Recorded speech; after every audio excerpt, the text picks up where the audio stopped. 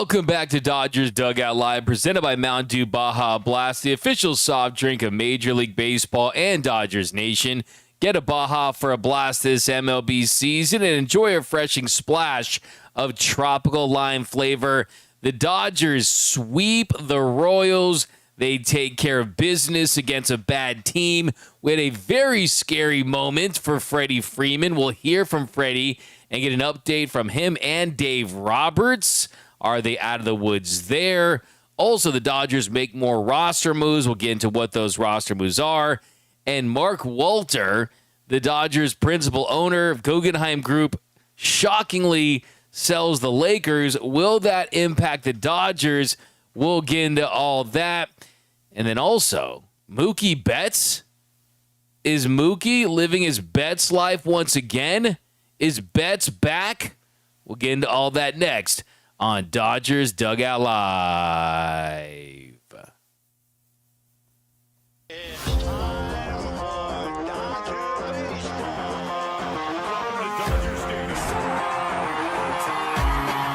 This Dodgers team is going to 3. Nothing brings us together quite like Dodger baseball. Los Angeles wins it 3-1. The Dodgers are ruining baseball. Let's get 4 more wins and really ruin baseball. Oh my goodness! Shohei Ohtani! Whoa! Bounces one up the middle, bats to the back, over to first to beat the champ. You gotta knock him out.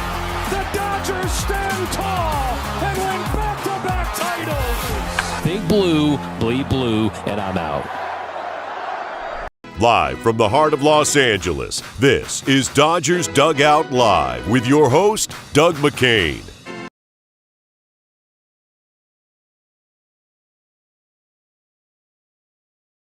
What is up, and welcome to another episode of Dodgers Dugout Live, the #1 Dodgers podcast and Dodgers show on YouTube. My name is Doug McKain. You can follow me on X and Instagram at DMac_LA. If you haven't yet, do us a huge favor. Hit the subscribe button, hit the notification bell, drop a like, drop a comment. See some comments firing away. We'll get into all those. Someone says, Ray Soto give Pajes a shot caller? Yeah. Andy Paz, I think, is 11 for 25 this year on challenges. He's got to be on the no challenge list at this point. So we'll talk some Andy Paz. We'll also talk about this series. We're going to talk also about Freddie Freeman. That's got to be the scariest moment from tonight, is Freddie Freeman and the play that he tried to make in foul territory, where he spilled into the Royals dugout and he just disappeared. It looked like for sure this was something that could have been serious just because of the way he fell, the optics of it. We got a clip of it here, so I want to get it to you guys so you guys can see it on YouTube. The podcast will get a little view of it as well. So we'll kind of get into that here in a second. We're going to hear from Freddie Freeman. But the beauty of it all is the Dodgers were able to get that win. And Shohei Ohtani, Mookie Betts, they had big games. The Dodgers, they did what they needed to do, and they swept a bad Royals team. They win by a final score of 4-2. And this was a game where I don't want to say it was a punt game or anything like that, but you did have Eric Lauer on the mound, who really bounced back after – in his last start, it looked like he was starting to turn into a pumpkin. In his last start against the Cubs, he had his worst start as a Dodger, gave up 6 runs in 4 innings. Tonight, he bounced back. And yes, it's a bad team, but still, he took care of business. He gave the Dodgers exactly what they were hoping for. He ends up going 6 1/3 innings. He gets the win to improve to 7-6. Gave up just 1 run on 4 hits, had 6 strikeouts, and threw 112 pitches. The Dodgers offense not exploding tonight. They did end up with 8 hits, did have 2 errors. We'll talk about that.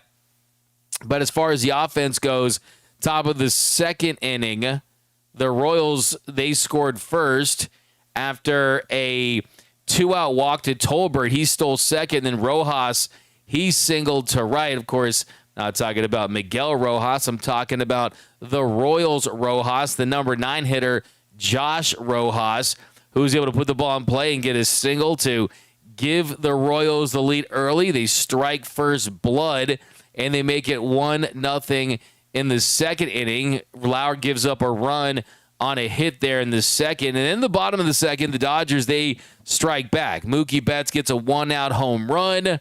Mookie getting himself into a nice hitter's count, a 1-0 count, crushes a 93-mile-per-hour four-seam fastball right out over the plate. That tied things at 1.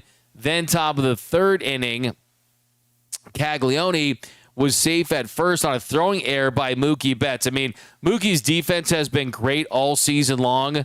I mean, it's been the offense that's been down, and it's really interesting that tonight, the night where he was hitting well, Mookie was living his Betts life. It wasn't Dookie Butts, as some of the haters are calling him, which I hate. Don't disrespect Mookie like that. Someone who's delivered 3 championships, 3 World Series titles, and Mookie Betts has played stellar defense all season long in the 95th percentile for shortstops, 6 outs above average. If you're not a stat nerd like myself, that is elite shortstop play. That's what you need to know. And he just misfired on a play, just wasn't able to get his feet set, make the throw. We've seen him make that throw all season long, so I think it was a one-off. I think it was an aberration.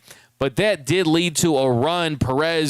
Salvador Perez would single to right to score Caglione to give the Royals a 2-1 lead.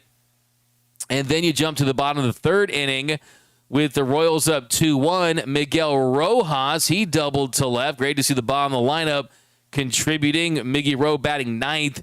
He doubled to left. And Shohei Ohtani, who really had seen his power numbers go down, him and Kyle Tucker both had 4 home runs each since the All-Star break. He crushes an opposite field home run, 397 feet, a 2-run shot to give the Dodgers a 3-2 lead. And then I didn't like the base running there. Andy Pages, he ends up singling, and he got caught stealing. And then Tucker, later in the inning, with the runner on first, he struck out swinging. So the Dodgers did get 2 runs on 3 hits. Thanks to that Ohtani bomb. Yeah, the Miggy Rosas double. And then later in the game, bottom of the 5th inning, Hunter Feduccia, answering on his fiduciary responsibilities, my man Hunter Feduccia, he gets a solo shot to get the Dodgers a 4-2 lead. You get a nice little insurance run. You give yourself a 4-2 lead, and you got to give some love to Hunter Feduccia. You got to respect that. You got to love the fact that Hunter Feduccia out here contributing, and that's what you love to see. And, hey, that just shows a guy that was ready for his opportunity, a guy that was saying, okay, if I'm going to be in there, I know it's just mainly going to be for the defense and to handle the pitching staff, but give Hunter Feduccia all the love for being able to come up in a big spot the way that he did. So credit to him. Got to love that. And then the Dodgers pitching just kind of took care of business. Eric Lauer went out there in the 6th inning, was able to get the job done, work his way around a 2-out walk. We did strike out Tolbert with a nice little cutter up in the zone to get out of it. And then you jump to the top of the 7th. Lauer faced 1 batter, struck out Josh Rojas. Then how about this? It was return of the Knack. Return of the Knack. It was return of the Knack. Landon, who has a knack for eating innings, giving the Dodgers what they need. Landon Knack, he comes in. He did give up a 2-out single to Bobby Witt Jr. and a 2-out single to Caglione, but was able to get Maile to ground to first to get out of the inning.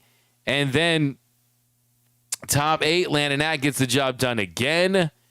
Top of the 9th, Landon Knack goes out there and gets it done. So give credit to Landon Knack. Not very many opportunities this season.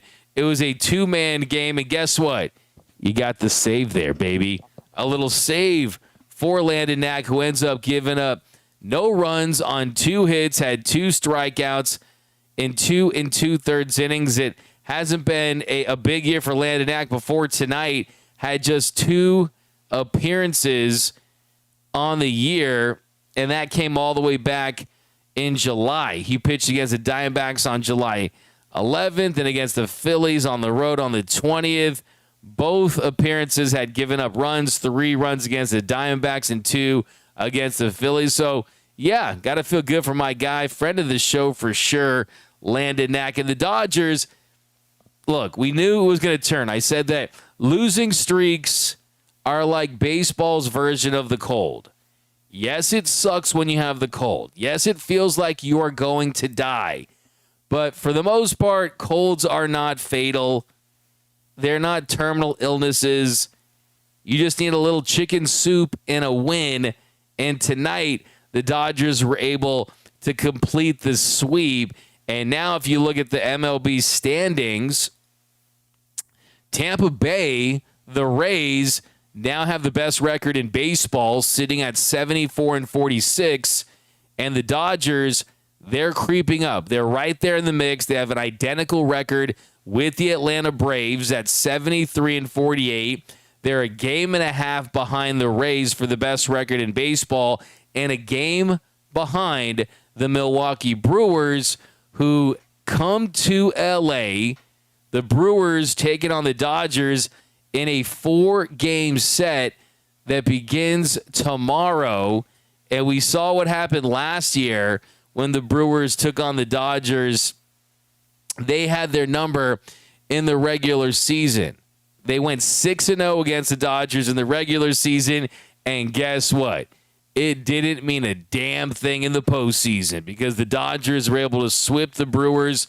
Blue Crew swept the Brew Crew in the NLCS, but it does need to be mentioned that they dominated them. The Brewers did the Dodgers in the regular season last year. They outscored the Dodgers 31-16, but LA did get their revenge. But all in all, things are looking up. I mean, it felt like it was the end of the world. The Dodgers in this losing streak, they still have the best run differential in baseball if you're into that, if you're nasty about it. A plus 142 run differential, and they're right there. I mean, you just have a good series. Think about this.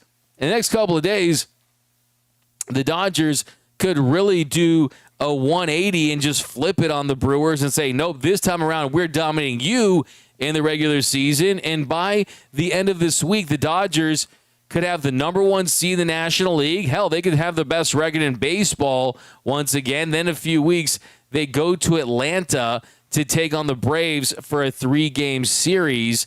And in that 3-game series, if they play well there, take 2 out of 3, the Dodgers could put themselves in a really good position. So let's not forget, I mean, baseball is a very long season. You're going to have those stretches where it looks like you forgot how to baseball. Last year, the Dodgers had a 7-game losing streak. Hell, in 2017, the Dodgers had an 11-game losing streak. They had a streak where they lost 15 of 16 games, and they still made it to the World Series. They still should have won the World Series. And, yeah, the big key games during this stretch are you got this big series, and then by the end of this month, they go to Atlanta, and they take on the Braves Tuesday, Wednesday, and Thursday, August 25th through the 27th, with a chance to take on another big NL opponent and give themselves some breathing room. But really, the big story, we'll get into all the juicy stuff with Mark Walter, and we'll talk about some of these roster moves that they did make. I mean, I think today it was a really good job by the Dodgers to pinpoint what they need out of this one, because even though you still have the bullpen available, a lot of guys were down today. And as you saw, this was a game where they did not want to bleed into that bullpen, knowing you got the Milwaukee series coming up. So they did not want to abuse the pen. And tonight you got this win using just 2 pitchers, both of which probably aren't going to be guys that you are going to rely upon when the postseason rolls around. So it's a great utilization of your arms when you need to. And now you're going to have those bullpens hopefully fresh and rested when Milwaukee comes to town in a series, a pivotal series. We're in the series of the year. I mean, the series of the year tomorrow at Dodger Stadium because of what's at stake and the implications there. And the Dodgers, they ended up sending down Seth Halverson, who I'm very confident we're going to see back. Seth Halverson was averaging over 100 miles per hour last night on his fastball. He pitched in the 10th inning with the ghost runner on, was able to get the job done. He topped out at 101.3 miles per hour. Okay, speed kills, especially in the postseason. Velocity is killer, and he's got that. So I'm sure we're going to see Seth Halverson once again. I think it was tonight a great utilization of assets. But really, the big story coming from this game, Mookie Betts, Shohei Ohtani, there was some big offense. You look at the MV3. Of course, we do every episode when we have a post-game situation. We talk about the MV3, and the MV3 is the three most important Dodgers from this game. You guys give me yours. I will start. I gotta go Mookie Betts at 1. Goes 2 for 3. Had an RBI. Had another big night at the plate. Another home run. Mookie, I need to see it for longer than a couple of games, right? Takes more than one game to get into a slump. Takes more than a couple of games to get you out of a slump. But definitely see some confidence at the plate, punishing mistakes. So I go Mookie 1. I'll go Shohei 2. He goes 2 for 4 with 2 RBI. Had a home run. And then 3, you got to go Eric Lauer. I mean, a quality start. 6 1/3 innings, 1 earned run on 4 hits. Honorable mention, Landon, Knack. Rest of the offense, you get 8 hits. Miggy Rowe had a big double to set up the home run for Miguel Rojas. Another honorable mention, Miguel Rojas had a big double to set up the 2-run home run by Shohei Ohtani. But how about Hunter Feduccia? He gets honorable mention too. Honorable mention for Hunter Feduccia, going 1 for 3 with that home run. You got to feel great about that. That home run, his third of the year, I believe. And, credit to him for doing it. The Dodgers, not a lot of opportunities to run in scoring position to go 1 for 4. But let's take a look at this play for Freddie Freeman. Close your eyes. This is a little scary here. Freddie Freeman. Actually, let's hear from Freddie, and we'll see it after. Here's Freddie Freeman, who took a big spill in this game, going for a foul ball and looking like nearly he was going to injure himself. And thankfully, Freddie Freeman was fine. And here was him after the game talking about how he's feeling. And this was, hey, look, anytime you got Dodgers players doing their post-game press conferences in the media room, it's a little elevated. It's a little bigger. It's a little more serious. So here was Freddie Freeman. Let's hear from him. And then when we come back, we'll hear from some other Dodgers. Hear from Mookie Betts, Dave Roberts. And then we'll talk about, do the Dodgers have some ownership concerns? That's coming up next. But here was Freddie Freeman after the game. Obviously, extremely scary seeing you fall down those stairs. How are you feeling? And Dave was saying you kind of feel like you guys dodged a bullet. Do you feel that personally as well? Yeah, I do. I didn't hit my head, so that was the key part there. I am sore. Kneecaps are sore, shoulders sore, hands sore, wrists sore. I fell. So I'm in good spirits. I've already cold tubbed. I've done everything I needed to do to put myself in a position to be able to hopefully play tomorrow. I just talked to Doc and Andrew and Gomer and everybody in there. So we'll just see how I feel tomorrow when I wake up. I was already, I think, going to have Friday off. So we'll just see how I feel when I wake up tomorrow. But right now I'm just sore. Was it something in which did you think you had your footing there? No, I knew I was close to the rail, and if you see, I haven't really seen the replay yet, but I went to lean, like I was going to lean against the rail to catch the ball, and obviously there was no rail. So, but yeah, that was the whole thing. I was going to lean into the rail to catch the ball, and just, it was an opening. Freddie, have you had a play like that? Yeah, I actually, in Arizona, when I was with the Braves, it had to be maybe 10, 11 years ago before the nets went up. And so I went over. I actually went down probably like 10 feet. And I hit seats and everything. So not my first time, unfortunately. And I didn't catch that one either. Yeah, the full 47,000 kind of held their breath. Yeah. And you walked up, and the Freddie's chant started. Did you hear all that? Or Yeah, I heard them. They were just, like, all the Royals were just like, lay down. I was like, well, let me get up and see if I fall back down. I don't want, because I was laying. There's another staircase that goes into their clubhouse, and I think that's what kind of saved me, because I landed on that, and that's what gave leeway for my head. I actually, when I fell onto the other staircase, so that kind of helped not hit my head on anything. The dugout, look out! Freddie takes a tumble. Freddie Freeman's underneath it on the warning track toward the net. The dugout, look out! Freddie takes a tumble. Oh.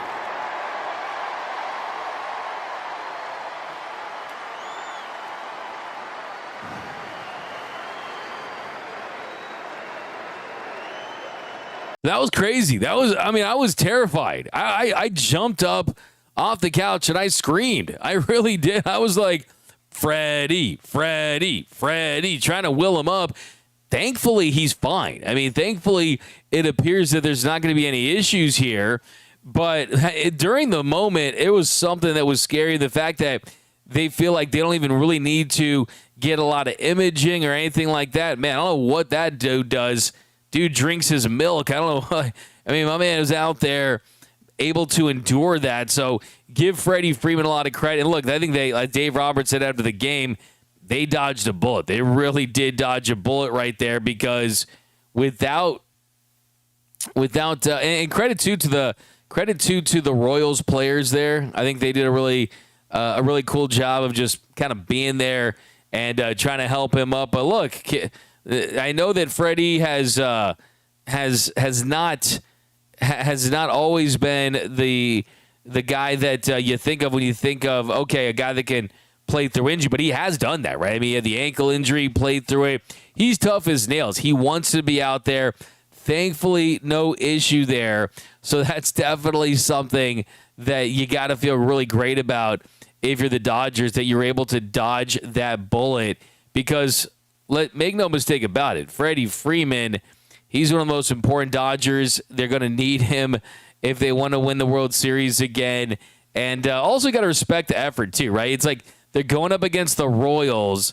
A team that is not a good team. It's a last place team. And as Freddie said there, that he was feeling for the railing a little bit, but there was no railing to be felt. So, yeah, what was your guys' reaction when you guys saw Freddie Freeman look at that? It was a scary moment. As Mr. Valdez says, dude, for Freddie to come away fine is a miracle in and of itself. That looks scary.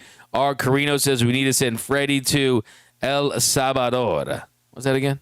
I think I know. It's late. I'll think about it. We got Stairs Can't Hurt Gumby. That's from Steve. Ramsey will just have an off day tomorrow.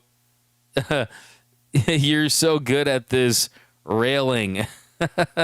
Give Freddie a compound V, and it'll be good tomorrow. Yeah, look, tomorrow it's the Brewers, though. It's a big game. He wants to play.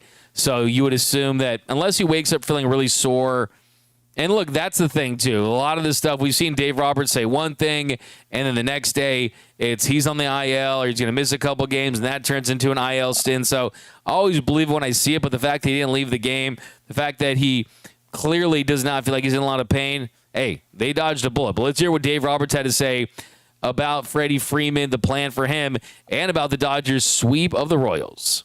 Dave, it's obviously really scary when you see a player just in general go down in the way that Freddie did. How is he doing? Have you received any updates on him? So Thomas gave me an update by text and said that he's sore, hand, knee,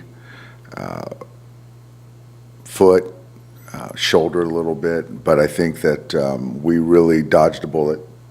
Very scary visually. I didn't really get a good look at it. I think for right now, in good spirits, which I think is a good sign, just kind of total body soreness right now. So it'll be day to day. He was going to be down on Friday, and I'll just kind of get with him tomorrow and see how he is tomorrow. Not that I know of. Do you know which side on all of those? I think more the left hand, the left shoulder, kind of that's how he fell to sort of brace himself. And then, I just felt like it was going to be hard to hit that at bat. That's why Tommy took the at bat. Do you think you'll get anyone up here just in case? No, I don't think so. Mm-mm. Fair to say the left shoulder area took the brunt of the fall then? Yeah. Can you look at just how your team was able to pull off this sweep, starting with Lauer, What did you see from him tonight? Just the first few innings, the pitch count did get up, but for him to really kind of buckle down to provide you guys with the length that you ultimately needed. I think it just goes back to, Eric's a smart player, been around, and I say smart in the sense of understanding where our bullpen was at, and we had essentially everybody down, and, obviously we got Knack to take down a lot of it, behind Eric, and it didn't look great early as far as pitch efficiency, but he just recalibrated and kind of righted the ship, and it was really good. The kind of finding a way to get guys out to kind of get his pitch count back online, and that's the most he's pitched for us as far as pitches, and even to get Rojas in that seventh inning was huge, where his tank was empty. But it was a huge performance, and that's going to allow us to, win some games this coming weekend. How was laid out from Landon? They were huge, and obviously, with Landon, it's been tough going his time up here, but his last two in AAA were fantastic, and it was good to see him, take that to here, and we're going to have to. Make a move, but he came up big for us, huge. Dave, what do you make of this series starting tomorrow? It's early August, but you guys are trying to run these guys down now and get back in that top tier for the National League? It's a big series. It's going to be a fun series, 4-game series. They've been a very good team all year, one of the better teams in baseball, and it's a fundamentally sound team. They defend. They're pesky at the plate. They're athletic, they're young, they're hungry, they prevent runs. So it's going to be a really good test for us. Certainly, those guys coming off losing 3 to the Padres, and so they feel us, and it's going to be a great series. And we'll be ready for it.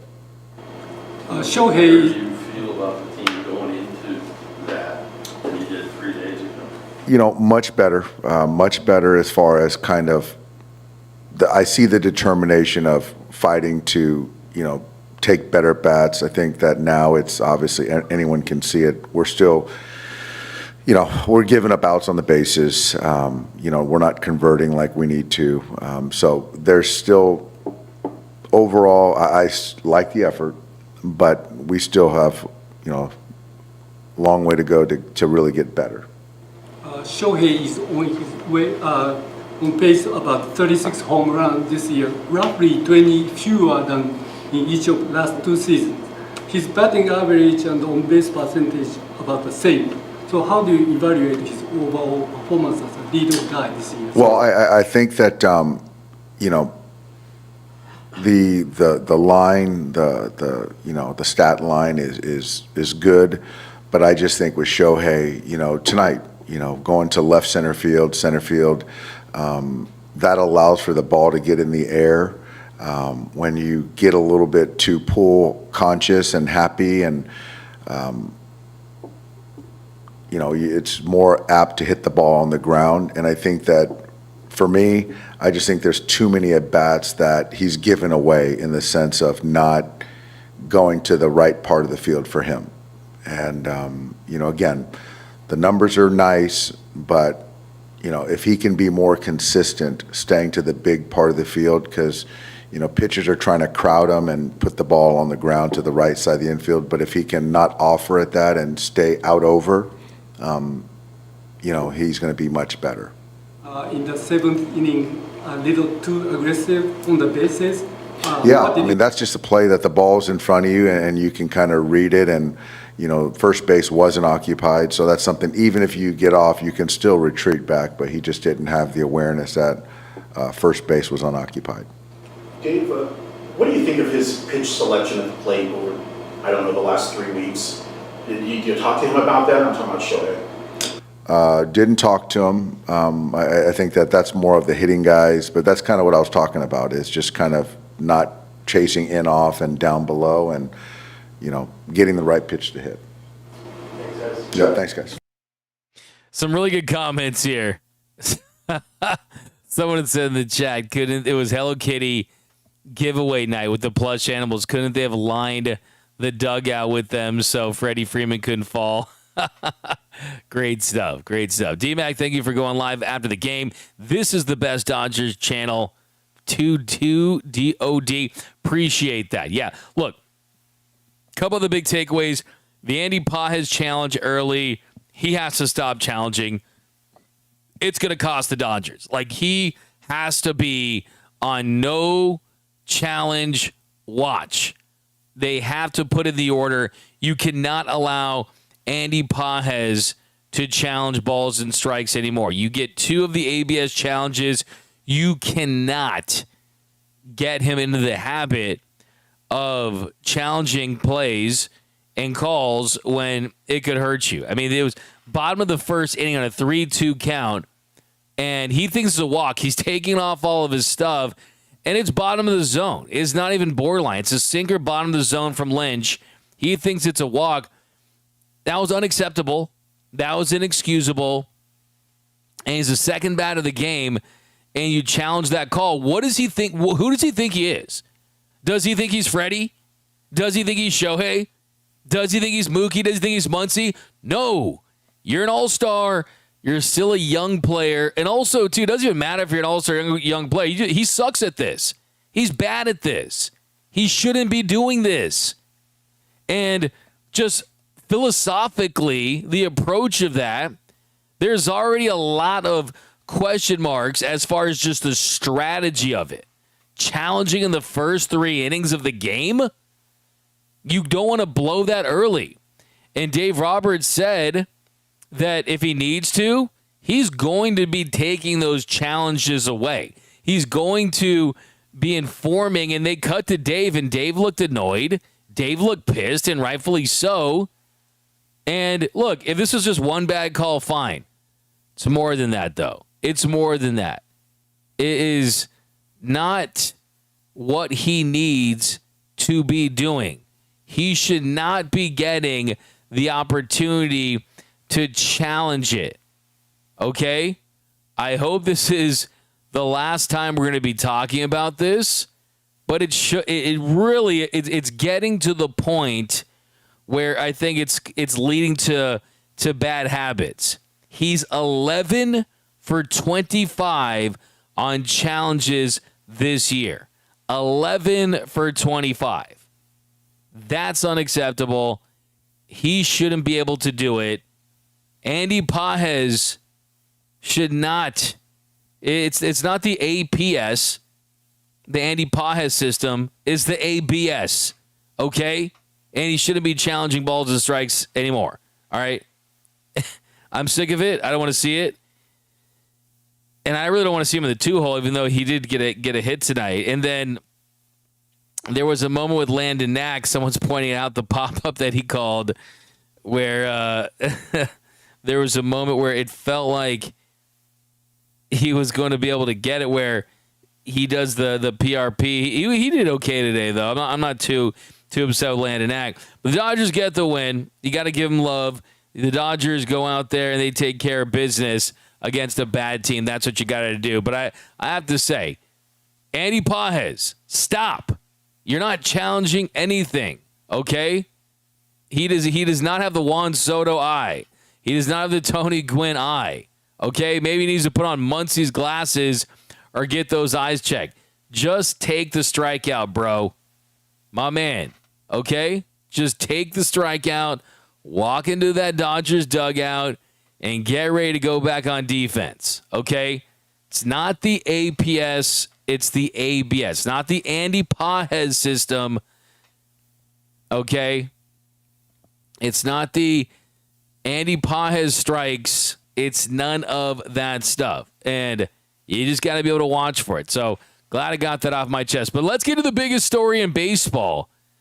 I mean, the biggest story in sports, I should say, that could impact baseball. And that is Mark Walter selling the Lakers for $12.5 billion, profiting $2.5 billion. But first, let's get a word from our friends over at Mound. There are home runs and then there are blasts. This year, when a home run is blasted over 420 feet, you can score a free Baja Blast.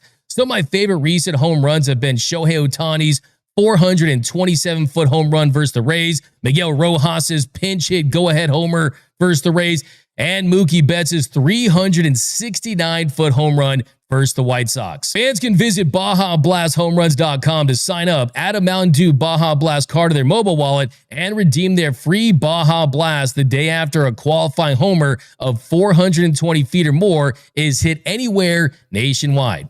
I'm always watching closely whenever the Dodgers hit a home run to see if it reaches 420 feet because I love cashing in on this deal. Follow Mountain Dew and Major League Baseball for live updates, exclusive content, and behind-the-scenes access. Here's to a season of blasts on the field and Baja Blast at the park. Enjoy Mountain Dew Baja Blast, the official soft drink of Major League Baseball. And welcome back to Dodgers Dugout Live, the #1 Dodgers podcast and Dodgers show on YouTube. If you haven't yet, do us a huge favor. Subscribe to the channel, hit the notification bell, drop a like. If you want to support every show, drop that like. So, yeah, if you guys heard me on my radio show, I would highly recommend it. It's D-Mac and Ryder on 97.1 The Fan. It's the fastest growing show of all LA shows. Blowing up thanks to you guys. I've had a lot of you guys call in. From 2 to 6 every day, you guys can call in and you can be heard by hundreds of thousands of people. Look, the internet's cool. YouTube's cool. It's not hundreds of thousands of people, right? That's what radio is. So if you guys want to call into my show, definitely would recommend it. 855-975-2326. Find us on YouTube as well. But we talked about it all day today. The big sell of the Lakers, right? And we're not going to look at this from a Lakers perspective. We're going to look at this from a Dodgers perspective because Stan Kasten, the Dodgers president and CEO, he was available to reporters today. He spoke to them outside the Dodgers dugout on the field before the game, and he was asked about Mark Walter's pending sale of the Los Angeles Lakers and if that would impact his ownership and his standing and his role with the Los Angeles Dodgers. And Stan Kasten said to reporters, quote, "This is a Lakers story. It's not really a Dodgers story. It really has nothing to do with the Dodgers. They're completely separate. So there are no changes here." So now Walter, he's still going to be with the Dodgers, and we know that there is a key man clause in Shohei Ohtani's contract that states that if Mark Walter leaves the Dodgers or Andrew Friedman leaves the Dodgers, that he can be let out of his contract. It's a key man clause. It ties them together. So this is extremely important for the Dodgers just because even though you've got a great infrastructure, you've got all the right guys in key positions in place, Andrew Friedman is the very best executive in all of Major League Baseball. So if the Dodgers went up for sale, they could be sold for $10+ billion, and that new owner could jump in, and it's a turnkey organization. You would not have to do anything, but it would give Ohtani an out. But why would Ohtani want to go anywhere? He's won multiple World Series. Here he's on his way to winning his third straight MVP and possibly his third straight title. But it's definitely a road you would prefer not to go down because Mark Walter, as the principal owner for the Dodgers, has been able to provide them with a ton of stability. So that's something that you do not want to give up. Now, he'll go on to say, everybody has to be on this. This is Stan Kasten, the Dodgers president and CEO. He said, quote, "Everybody has to be on the same page in order to have a winning organization." So, yeah, I mean, it was kind of a little bit of a nothing burger. Here, let's give a listen to it for a couple minutes. Here was Stan Kasten. I got the sound for you guys. You want to check it out. Here's what Stan Kasten had to say about the situation. Whatever you know already, it's just that I talked to some of you earlier on background, and I told you I'd go on the record if you need it. As I say, this is a Lakers story. It's not really a Dodgers story. It really has nothing to do with the Dodgers. They're completely separate, and so there are no changes here or contemplated here. And I think that pretty much is the whole story, but you probably have questions that I won't be able to answer, so take your best shot. Do you know why Mark sold the Lakers? I think it was opportunistic, and he found something that made sense to him. Mark's a very sensible guy, and but that's really the only way I can explain it. You'll have to talk to Mark about a more in-depth explanation, and good luck. That specifically, is it related to the investigation? Oh, I have no reason to think that. No, that never came up, and Mark and I discussed it, so no, we don't have any reason to think that. I certainly have no reason to think that. Did he tell you that he was contemplating? No, he wasn't contemplating. Like, this happened. I got a call yesterday telling me what had happened, which had happened the day before yesterday. So it was literally that quick. These stories you're reading are exactly what happened. And the intersection of the NBA expansion bid, I can't speak to that, but from my other sources, I know that's going on, right? So I can't tell you anyone's motivation. I can't speak to that. I can just tell you on behalf of the Dodgers that there are no changes here or expected, and business as usual. I think Iger had a quote saying they had the sense that Mark was willing to sell his shares. Would you agree with that characterization? I never knew that. I never heard. He never said that to me. I think he was surprised by it. That's what he has expressed to me, but he being Bob or Mark? Mark, yeah. He had no plan to do this. This just came up, and he thought about it and said yes. Given how quickly this all came together over the last 48 hours, fair to say that it was shocking for the people in the Dodgers organization to hear? Yeah, it was shocking, but not in a serious way, because it doesn't involve us. It's a Dodgers. It's a Lakers story. We're very close to all those people. I've known Jeannie for most of my professional life, and of course Lon couldn't be closer to anyone. So, but it's a Lakers story, so there's no real shock on the Dodgers side, except for people asking the inevitable questions, to which I can give the only assurance that I can that everything is the same here, no change at all. Just to ask it directly, like fans will see the investigation stuff and the Lakers sale and wonder if it will impact the resources that you guys have here. I have no reason to think that, and I will tell you, that has nothing to do with Dodgers either. We haven't been consulted on that, so I really have no concerns about that at all. Did you have any knowledge of the investigation at all, or just when you all found out about it? Right? Yeah. I didn't.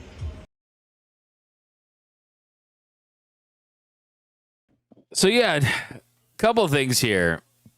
First and foremost, I mean, just kind of working in this business and just kind of seeing a lot of different sides of it. Like, I mean, I've been a reporter going to Dodgers games where I do that too. Like, I mean, I've lived that life where you're around the team, you're around the players and the management. You kind of get sucked into whatever you think that they want you to be saying and thinking and things like that.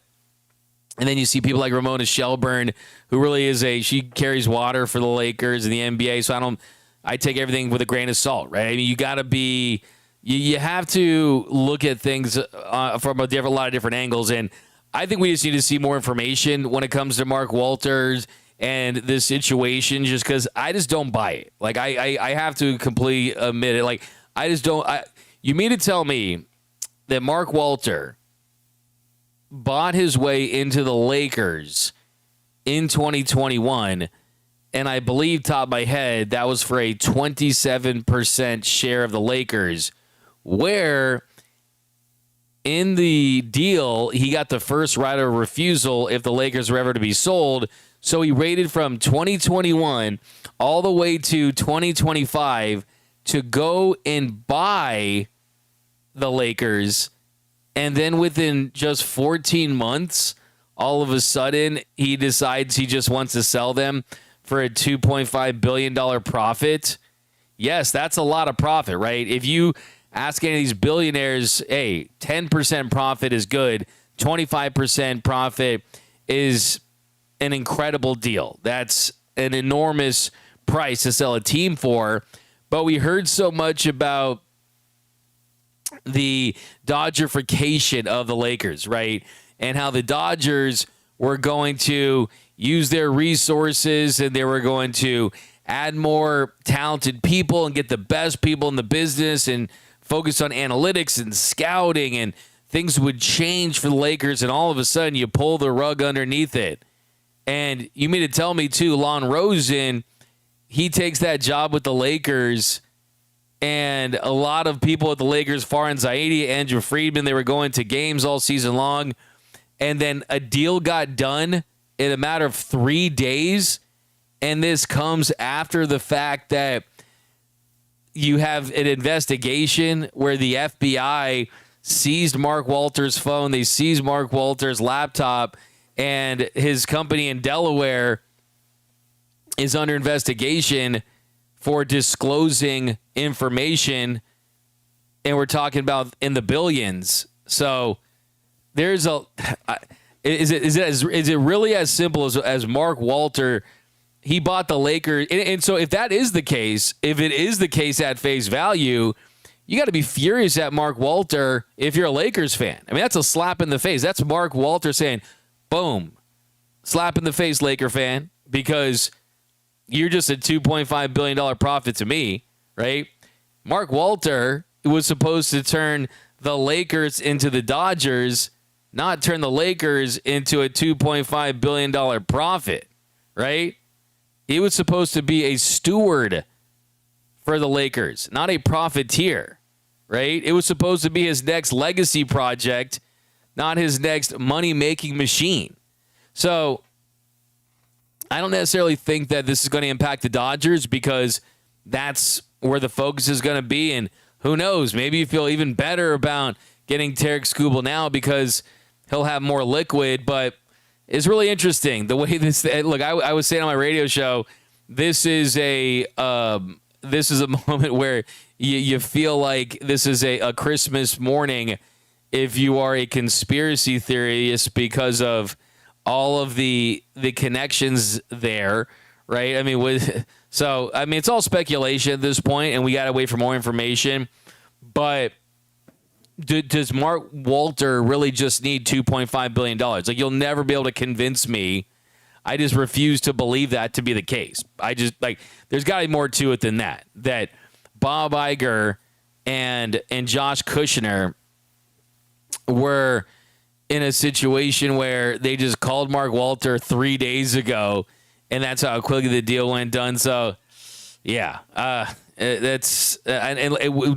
trust me, Mark Walter and the Guggenheim Group they manage like $350 billion worth of assets, right? You really think that he leveraged and used the Lakers to get money to sign Tarek Skubal, which I don't even know if signing Tarek Skubal long term is the right deal for the Dodgers. Like, I don't even know if that's the most sensible deal to get into bed with another Boris client when that's a massive contract there, potentially $400 million. So do I have concerns about the Dodgers? I don't really necessarily. I really don't. I do think that this is more of a disappointing and a disappointing move from a Lakers fan than it is for a Dodgers fan. But with everything, I think we need to wait till see how things play out. I mean, if in a couple of weeks these legal issues go away and you can kind of make those connections, make of you will with those connections, that could be pretty interesting. And look, here's the thing. Someone in the comments says Mark Walter knows that Pelinka as a GM is hopeless. Then fire Pelinka then, right? I mean, that was inevitable to begin with. Pelinka, I mean, he could be around. Maybe he couldn't. Maybe he could talk his way into things. I mean, the thing, too, is if you are the Lakers, you pretty much have that roster completely in place. There's not a lot of flexibility with that roster anymore. You signed your guys. You made your deals. You signed Luka and Reeves and Walker Kessler, and that's just kind of how it is. I mean, there's some, maybe you get a Kuminga, or you trade for PJ Washington, guys like that, but it's not like there was a lot of flexibility there to do anything differently. So we'll see how things play out, but I think it's, someone says, I'm going to make him an offer he can't refuse. I'm a reasonable man. I'm going to make him an offer he can't refuse. I'm the Don Corleone. But, all right, guys, that's going to do it for this episode of Dodgers Dugout Live. My name is Doug McKain. You can follow me on X and Instagram at DMac_LA. If you haven't yet, do us a huge favor. Hit the subscribe button, hit the notification bell, drop a like, drop a comment. See you guys tomorrow. Remember that nothing brings us together quite like Dodger baseball. And until next time, think blue, bleed blue, and I'm out.